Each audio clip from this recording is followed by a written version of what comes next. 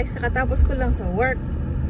Time check tayo, it's 3:56. Pupunta tayo ng Walmart. Dito sa Amerika, medyo mahal. Tapos, iba-iba yung klase. Depende din sa brand. Ako kanina, during lunch break ko sa Walmart, nag-check ako ng price doon at saka ng brand. So, meron lang silang dalawang brand. At kakagaling ko lang din sa Home Depot. At meron sila doon yung DeWalt na brand. Pero wala sila yung medyo maliit lang. Malaki lang yung meron. So, hindi naman namin need yung sobrang malaki. Kasi meron naman kaming tractor na pang-cut ng grass. Pangkuan lang talaga sa bahay. Around the house lang.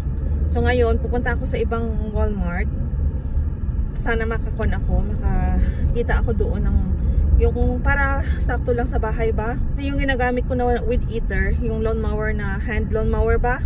Kuan na siya guys.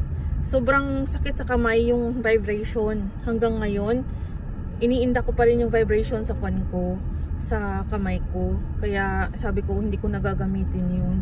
Kung pwede ko sana siya ipadala sa Pinas, kung pwede lang, ipapadala ko siya sa Pinas. Kaso parang hindi kasi 220 sa atin. Tapos 150 kami dito, 150 volts kami dito. Yan, so yan, sana makabili tayo kasi ilang araw na rin akong pumupunta sa mga stores at nag-check sa online. Medyo mahal talaga siya.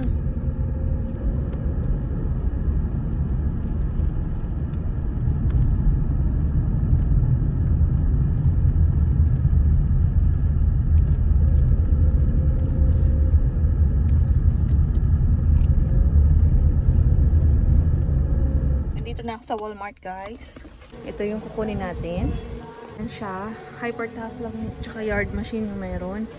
Yung yard machine may bag kasi yun siya. Oh, 358. So wala silang medyo maliit. Ito siya guys. 20 inch. 147. Guys, sayang. Nakausap ko yung employee ng Walmart kung pwede nila ako bigyan ng discount dun sa may sira na yung bag at saka box. Pero sabi nila, yung in charge kasi sa mga ganon, sa mga tools, wala ngayon. And every morning lang sila nagbibigay ng discount sa mga ganong case. At wala siya dito ngayon dahil hapon na. Sayang. So binili ko na lang yung isa. Mabait yung employee na tumulong sa akin.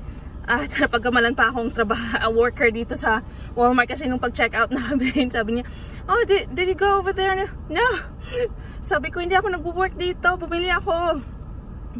Yun, sabi ko, sayang talaga. Pero okay lang. Yun lang yung binili ko. Tapos, uuwi tayo, kukuha tayo ng fuel, tapos try natin yung ating nabili. See you later. Sa bahay na ako guys.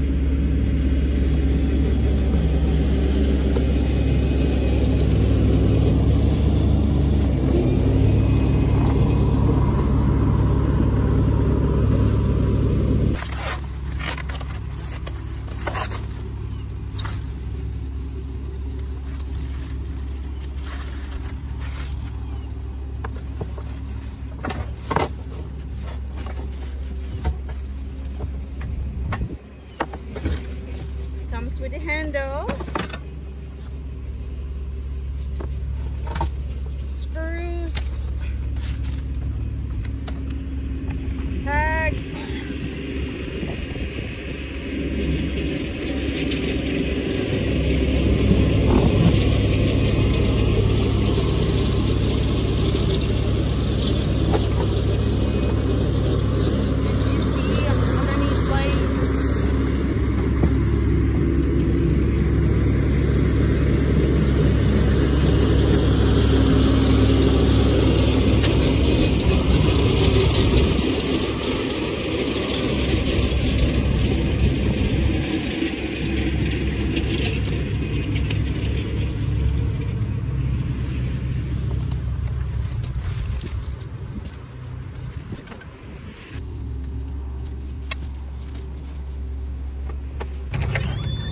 Nalobat yung cellphone ko guys. I-charge ko muna.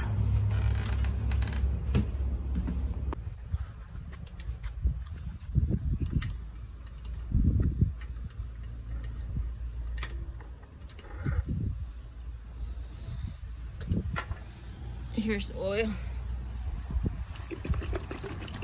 Let me pour it. I'll do it. Okay.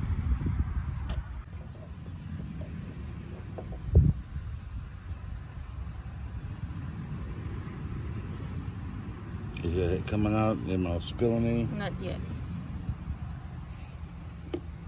So, fill everything. That's 14 ounce.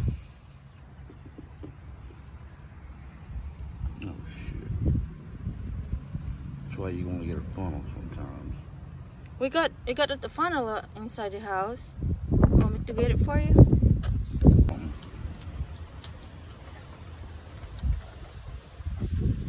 Oh, hold on, watch